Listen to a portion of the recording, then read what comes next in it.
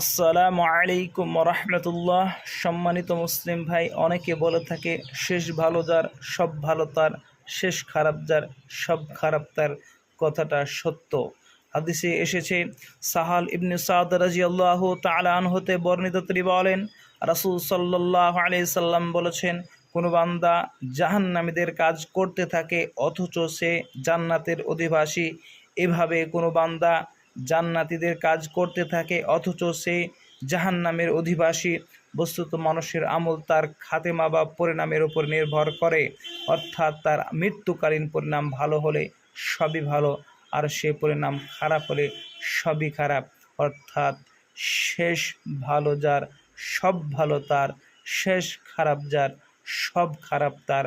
সহিহ বুখারী হাদিস নাম্বার ৬৬০৭, মুসনাদে আহমদ হাদিস নাম্বার ২৩৫২৯, মিসকাত হাদিস নাম্বার ৮৩।